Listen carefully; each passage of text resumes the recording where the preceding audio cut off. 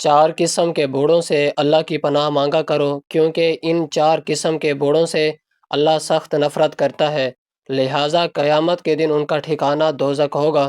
بسم اللہ الرحمن الرحیم۔ پیارے دوستوں،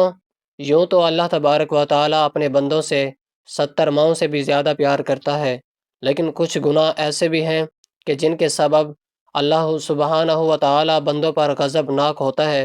اور ان سے نفرت کا اظہار فرماتا ہے۔ یاد رہے کہ جس شخص سے اللہ تبارک و تعالیٰ نفرت اور ناپسندگی کا اظہار فرماتا ہے تو پھر اس کی دنیا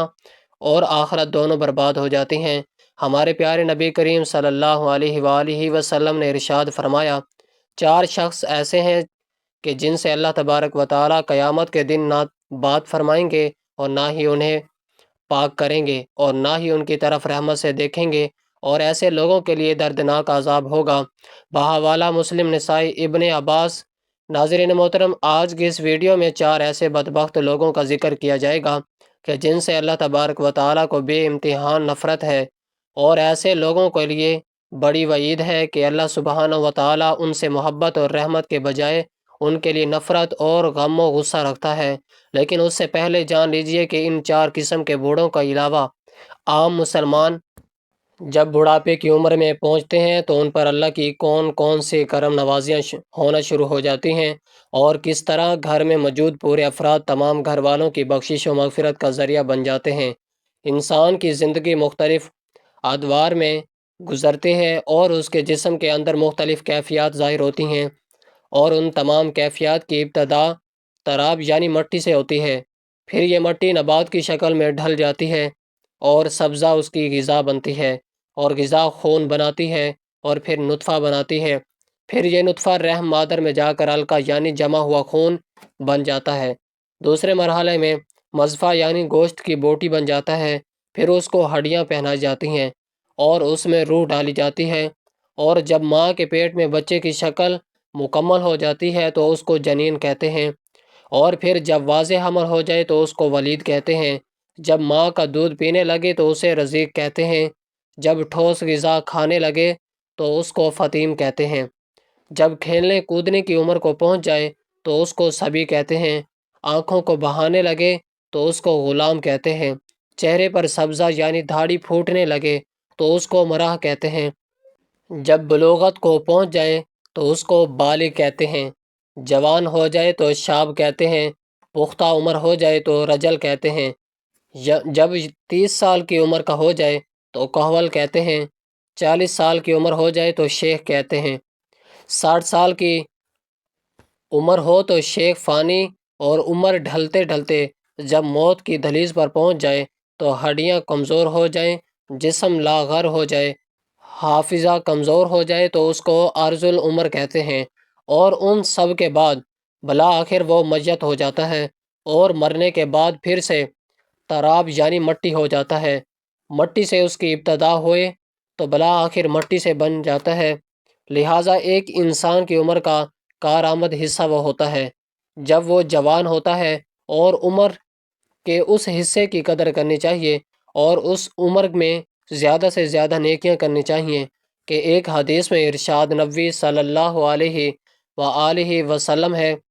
5 چیزوں کے آگے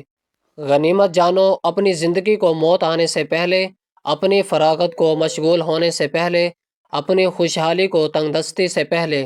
اپنی جوانی کو اپنے بڑھاپے سے پہلے، اور اپنی صحت کو اپنی بیماری سے پہلے۔ حضرت انس بن مالک رضی اللہ تعالیٰ عنہ سے روایت ہے کہ رسول اللہ صلی اللہ علیہ وآلہ وسلم نے فرمایا کہ بچہ جب تک بالغ نہیں ہوتا اس کے نیک عمل اس کے والدین یا والدین کے حساب میں لکھے جاتے ہیں، لیکن جو کوئی بچہ برا عمل کرے تو نہ اس کے حساب میں لکھا جاتا ہے اور نہ ہی والدین کے حساب میں۔ پھر جب وہ بالغ ہو جاتے ہیں تو قلم اس کے لیے جاری ہو جاتا ہے، اور 2 فرشتے اس کے ساتھ رہنے والے ہیں، ان کو قلم دے دیا جاتا ہے کہ اس کی حفاظت کریں اور قوت باہم پہنچائیں۔ جب حالت اسلام میں 40 سال تک پہنچ جاتا ہے تو اللہ تبارک و تعالی اس کو 3 قسم کی بیماریوں جنون، جذام اور برس محفوظ کر دیتے ہیں۔ جب وہ 50 سال کی عمر کو پہنچتا ہے تو اللہ تبارک و تعالیٰ ان کا حساب ہلکا کر دیتے ہیں۔ جب وہ 60 سال کی عمر کو پہنچتا ہے تو اللہ تبارک و تعالیٰ اس کو اپنی طرف سے رجوع کی توفیق دے دیتے ہیں۔ جب 70 سال کی عمر کو پہنچتا ہے تو سب آسمان والے اس سے محبت کرنے لگتے ہیں، اور جب 80 سال کو پہنچتا ہے تو اللہ تبارک و تعالیٰ اس کی حسنات کو لکھتے ہیں اور سیئات کو معاف فرما دیتے ہیں۔ ایک جب 90 سال کی عمر کی ہو جاتی ہے تو اللہ تبارک و تعالیٰ اس کے سارے اگلے پچھلے گناہ معاف فرما دیتے ہیں اور اس کو اپنے گھر والوں کے معاملے میں شفاعت کرنے کا حقدار بنا دیتے ہیں، اس کی شفاعت قبول فرماتے ہیں، اور اس کا لقب امین اللہ اور اسیر اللہ فی الارض، یعنی زمین پر اللہ تبارک و تعالیٰ کا قیدی ہو جاتا ہے، کیونکہ اس عمر تک پہنچ کر عموماً انسان کی قوت ختم ہو جاتی ہے، کسی چیز میں اس کے لیے لذت نہیں رہتی، ایک قیدی کی طرح زندگی گزارتا ہے۔ اور جب وہ ایک ارذ العمر میں پہنچتا ہے اس کے تمام وہ نیک عمل نامہ اعمال میں برابر لکھے جاتے ہیں جو اپنی صحت و قوت کے زمانے میں کیا کرتا تھا۔ اگر اس سے کوئی گناہ ہو جاتا ہے تو وہ لکھا نہیں جاتا۔ حضرت ابوبکر صدیق رضی اللہ تعالیٰ عنہ فرماتے ہیں کہ ایک مرتبہ ایک شخص نبی کریم صلی اللہ علیہ وآلہ وسلم کی خدمت میں حاضر ہوا اور کہنے لگا کہ اے اللہ تبارک و تعالیٰ کے رسول، ہم میں سے کون سا بندہ بہتر ہے؟ آپ صلی اللہ علیہ وآلہ وسلم نے ارشاد فرمایا کہ جو بندہ بڑھاپے کو پہنچ گیا اور اس کی نیکیاں بہت زیادہ ہیں تو وہ سب سے بہتر ہے۔ اس نے پھر دریافت کیا، یا رسول اللہ صلی اللہ علیہ وآلہ وسلم، سب سے برا شخص کون ہے؟ تو آپ صلی اللہ علیہ وسلم نے فرمایا کہ جو شخص بڑھاپے میں پہنچا اور اس کے گناہ بہت زیادہ ہیں۔ حضرت ابن مسعود رضی اللہ تعالیٰ عنہ بیان کرتے ہیں، حضور صلی اللہ علیہ وآلہ وسلم نے فرمایا، ابن آدم قیامت کے دن اس وقت تک اپنے رب کے سامنے سے قدم ہٹا نہیں سکے گا جب تک کہ اسے 5 چیزوں کے بارے میں سوال نہ کر لیا جائے۔ ان میں سے چند یہ ہیں کہ اس نے اپنی عمر کس چیز میں فنا کی، اس نے اپنی جوانی کو ان کاموں میں بسیدہ کیا، اور اس نے اپنے علم کے مطابق کیا عمل کیا۔ حضرت انس بن مالک رضی اللہ تعالیٰ عنہ بیان کرتے ہیں کہ حضور صلی اللہ علیہ وآلہ وسلم نے فرمایا، یا اللہ تبارک و تعالیٰ جس شخص کی عمر اسلام میں 40 سال تک پہنچا دے تو اللہ تبارک و تعالیٰ اس سے کئی قسم کی بلاؤں کو دور فرما دیتا ہے۔ جزا، مرض اور شیطان کے غضب ناک کرنے کو، اور اللہ تبارک و تعالیٰ جس شخص کی عمر اسلام میں 50 سال کو پہنچا دے تو اللہ تبارک و تعالیٰ اس پر حساب کو آزاد فرما دیتا ہے۔ ایک مسلمان کے لیے عمر کا ہر ایک حصہ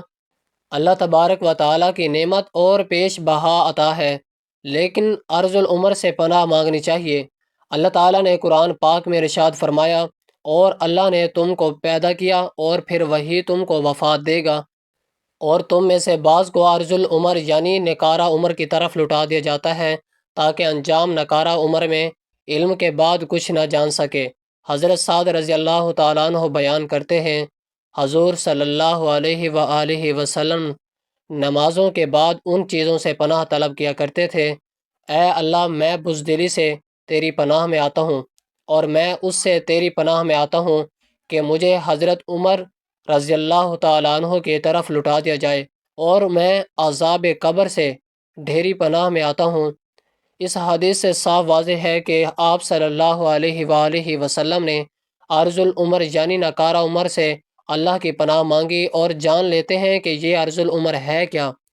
علامہ عینی لکھتے ہیں کہ افضل عمر سے مراد یہ ہے کہ انسان اس قدر بوڑھا ہو جائے کہ کمزور ہو کر اپنے بچپن کی ابتدائی حالت میں واپس لوٹ جائے، اس کی سماعت اور بصارت کمزور ہو جائے، اس کی عقل کام کو سمجھ میں کوئی بات نہ آئے،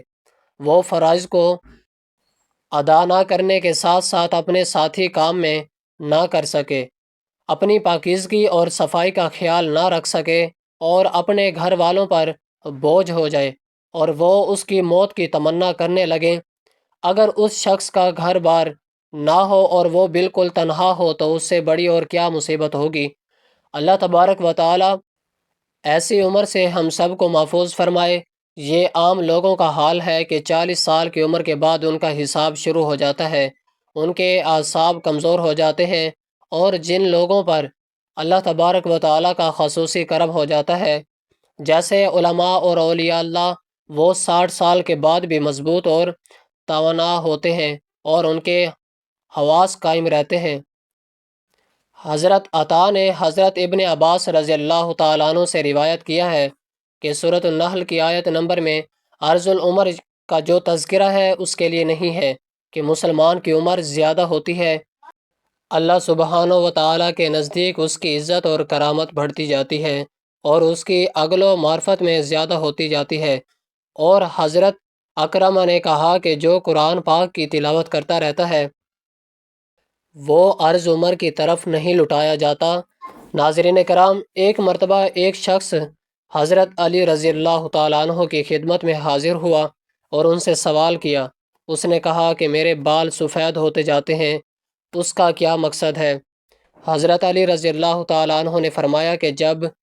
حضرت آدم علیہ السلام زمین پر آئے اور وہ بوڑھے ہونے لگے تو ان کے بال بھی سفید ہونے لگے، اور جب پہلی مرتبہ حضرت آدم علیہ السلام نے اپنے بالوں کو سفید ہوتے دیکھا تو اللہ سبحانہ و تعالیٰ عرض کی کہ اے اللہ تبارک و تعالیٰ، میرے بال سفید کیوں ہو رہے ہیں؟ تو اللہ تبارک و تعالیٰ نے فرمایا کہ بالوں کا سفید ہونا بڑھاپے، بزرگی اور تجربات میں فراوانی کی طرف اشارہ ہے، اور انسان کا بوڑھا ہونا انسان کو نفسانی خواہشات سے دور کرتا ہے اور اس بات کو واضح کرتا ہے کہ اس شخص کے پاس زندگی میں تجربات ہیں جن سے مشورہ لے کر آپ اپنے فیصلوں کو بہتر بنا سکتے ہیں۔ اس لیے اللہ تبارک و تعالیٰ بوڑھوں کے مشورے زیادہ پسند فرماتا ہے، یعنی کہ بوڑھوں کے پاس جو تجربات ہوتے ہیں وہ اچھا مشورہ دیتے ہیں۔ ناظرین کرام، بہت سے کتب احادیث میں پیارے نبی حضرت محمد صلی اللہ علیہ وآلہ وسلم کا فرمان عالی شان موجود ہے کہ 4 شخص ایسے ہیں کہ جن سے اللہ تبارک و تعالیٰ قیامت کے دن نہ بات فرمائیں گے اور نہ ہی انہیں پاک کریں گے اور نہ ہی ان کی طرف رحمت سے دیکھیں گے، اور ایسے لوگوں کے لیے دردناک عذاب ہوگا۔ نمبر 1، قسمیں اٹھا کر مال فروخت کرنے والا۔ دوستوں، جو شخص اپنا مال فروخت کرتے وقت کثرت سے قسمیں اٹھاتا ہے، خواہ وہ سچی ہو یا جھوٹی، اللہ تبارک و تعالیٰ اس سے نفرت کرتا ہے۔ حضرت ابو ہریرہ رضی اللہ تعالیٰ عنہ سے روایت ہے، وہ فرماتے ہیں کہ میں نے رسول اللہ صلی اللہ علیہ وآلہ وسلم کو فرماتے ہوئے سنا، قسم کھانا سامان تجارت کے فروخت کا ذریعہ تو ہے مگر اس سے برکت ختم ہو جاتی ہے۔ یہ صحیح حدیث متفق ہے اور یہ الفاظ ابو داؤد کے ہیں۔ حضور نبی کریم صلی اللہ علیہ وآلہ وسلم قسم کھانے کو معمولی سمجھنے اور سامان تجارت کو بیچنے اور کمائی کی طرف کثرت سے قسم کھانے سے ڈرا رہے ہیں، اس لیے کہ جب کوئی انسان کسی سامان پر جھوٹی قسم کھاتا ہے تو اسے خریدنے والا اس کی قسم کھانے کے سبب اسے اپنی قسم میں سچا سمجھتے ہوئے اس سامان کو زائد قیمت میں خرید لیتا ہے، چنانچہ اس کی یادداشت میں برکت ختم ہو جاتی ہے، بلکہ ہو سکتا ہے کہ منافع کے ساتھ ساتھ حقیقی قیمت میں بھی ضائع ہو جائے۔ یقیناً جو کچھ اللہ تبارک و تعالیٰ کے پاس ہے اسے اس کی نافرمانی کے ذریعے حاصل نہیں کر سکتے۔ بکثرت قسم کھانا اللہ تبارک و تعالیٰ کی تعظیم میں کمی کرتی ہے، جو کہ توحید کے منافی ہے۔ حدیث کی شرح سے یہ بات ثابت ہے کہ انسان کی تقدیر میں جو کچھ لکھا ہوا ہے اسے اس پر راضی برض نہ رہنا چاہیے، اور غیر اسلامی حیلے بہانے کر کے اور جھوٹی قسمیں کھا کر اپنے مال کو فروخت نہیں کرنا چاہیے۔ جھوٹی قسم کھانا تو ویسے بھی گناہ کبیرہ ہے، لیکن علماء کرام کے نزدیک اس بات کی گنجائش میں بہرحال موجود ہے کہ کبھی مشکل وقت میں سچی قسم کھانے کی ممانعت نہیں ہے، لیکن بہرحال قسم سچی ہو یا جھوٹی اسے اپنی عادت بنا لینا بھی خلاف شرعی عمل ہے۔ نمبر 2، متکبر فقیر، یعنی ایسا شخص جس کے پاس ہے تو کچھ بھی نہیں ہے لیکن وہ لوگوں کو بڑھا چڑھا کر بتاتا ہے کہ میرے پاس یہ بھی ہے اور فلاں چیز بھی ہے، یعنی ایک تو فقیر اور کنگال اور دوسروں کا دست نظر اور محتاج، اور اوپر سے تکبر کر کے اپنی جھوٹی برتری ظاہر کرتا ہے۔ اللہ تبارک و تعالیٰ کو یہ بات ہرگز پسند نہیں ہے۔ اللہ تبارک و تعالیٰ تو کسی مالدار اور غنی شخص کا تکبر کرنا بھی پسند نہیں کرتا، تو پھر فقیر اور محتاج کرے جو ہے بھی تکبر اور برتری کے اعصاب سے محروم ہو گیا۔ گویا کہ یہ شخص اپنے عمل سے ثابت کر رہا ہے کہ یہ احکام الہی اور خشیت الہی سے بے نیاز ہے، لہٰذا اللہ تبارک و تعالیٰ کے نزدیک ایسے شخص کا تکبر کرنا مالدار آدمی سے زیادہ قبیل ہے۔ نمبر 3، بوڑھا زانی۔ دوستوں، یہ تیسرا شخص ہے جس سے اللہ تبارک و تعالیٰ کو نفرت ہے۔ بڑھاپے میں زنا کرنے کا مطلب یہ ہے کہ اس کا مزاج بہت بگڑا ہوا ہے اور اس کا دل اللہ تبارک و تعالیٰ کے خوف سے بالکل خالی ہے۔ اہل علم نے لکھا ہے کہ زنا کے محرکات عموماً شباب، حرارت، غرائزہ، قلت معرفت، غلبہ، شہوت، ذوق، عقل اور کم عمری ہے، اور یہ تمام اسباب و محرکات بڑھاپے میں ختم ہو جاتے ہیں۔ جوانی کی ایک طویل عمر گزرنے کے بعد مدت تجربات کے حصول سے انسان کی عقل کامل ہو جاتی ہے، لہٰذا اس میں جماع کے اسباب اور عورتوں کی شہوت کم پڑ جاتی ہے۔ اب اس کی بچی کچی شہوت کو پورا کرنے کے لیے اس کے پاس حلال ذریعہ یعنی اس کی بیوی موجود ہوتی ہے، لہٰذا اب اگر وہ زنا کرتا ہے تو اس کا مطلب صرف یہی ہے کہ وہ نرم ہے اور اس کے اندر خشیت الہی نام کی کوئی چیز نہیں۔ مسلم شریف کی ایک اور حدیث میں ہے، حضرت ابو ہریرہ رضی اللہ تعالیٰ عنہ کہتے ہیں کہ رسول اللہ صلی اللہ علیہ وآلہ وسلم نے فرمایا، 3 شخص ہیں جن سے اللہ تبارک و تعالیٰ قیامت کے دن کلام نہیں کرے گا، یعنی یا تو رضا خوشنودی کا کلام نہیں کرے گا یا مطلب کوئی کام نہیں کرے گا، اور نہ ان کی تعریف ستائش کرے گا، اور ایک روایت میں یہ الفاظ بھی ہے کہ اور نہ ان کی طرف دیکھے گا، اور ان کے لیے دردناک عذاب ہوگا۔ ایک تو زنا کار بیٹھا، دوسرا جھوٹا بادشاہ، اور تیسرا تکبر کرنے والا۔ مختلف۔ نمبر 4، ظالم حکمران۔ پیارے دوستوں، یہ چوتھا ایسا شخص ہے کہ جس سے اللہ تبارک و تعالیٰ کو نفرت ہے۔ اللہ پاک نے اسے حکومت دی اور ضمیر پر اختیار دیے تاکہ یہ اللہ کی زمین پر اس کے بندوں کے درمیان عدل و انصاف کرے، مگر اس کا معاملہ برعکس رہا۔ اس نے اپنے اختیارات کا ناجائز فائدہ اٹھایا اور اللہ کے بندوں پر ظلم و ستم ڈھائے۔ اپنی حکومت کے نشے میں اس قدر غرق ہوا کہ مونا میں حقیقی بادشاہوں کے بادشاہ یعنی اللہ تبارک و تعالیٰ کو ہی بھلا بیٹھا، لہٰذا یہ اللہ کے ہاں قابل نفرت اور مقبوس ٹھہرا۔ حالانکہ اگر یہ اللہ کے ڈر سے عدل و انصاف کا دامن پکڑ لیتا تو اللہ تبارک و تعالیٰ کا نیک بندہ اور ولی بندہ، اور اللہ تبارک و تعالیٰ اسے روز قیامت اپنے عرش کا سایہ نصیب کرتا۔ رسول اللہ صلی اللہ علیہ وآلہ وسلم نے ارشاد فرمایا، انسان کی تقدیر میں اس کا حصہ زنا لکھ دیا گیا ہے، جس کو وہ ہر حال میں انجام دے گا تو آنکھوں کا زنا دیکھنا، کانوں کا زنا سننا ہے، زبان کا زنا بات کرنا، ہاتھ کا زنا پکڑنا اور چھونا، اور پاؤں کا زنا بدکاری کی جانب جانا ہے، جبکہ دل کا زنا خواہش اور تمنا ہے، اور شرمگاہ ان باتوں کو سرچ کرتی ہے یا پھر جھوٹ۔ بحوالہ مسلم۔ پیارے دوستوں، مذکورہ بلا حدیث کی روشنی میں متحدثین کرام نے زنا کی 2 اقسام بیان کی ہیں۔ زنا کی پہلی قسم